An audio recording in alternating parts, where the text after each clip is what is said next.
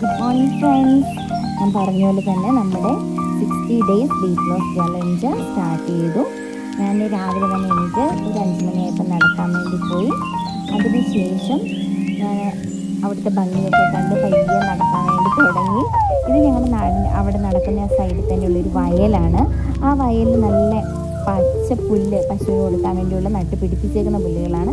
ഇത് കാണാൻ വേണ്ടി വളരെ ഭംഗിയായിട്ടില്ലേ. പിന്നെ അതിന് ശേഷം വന്നിട്ട് നടന്നതിന് ശേഷമാണ് ഞാൻ വന്ന് വെയിറ്റ് നോക്കാറ് പൊതുവെ.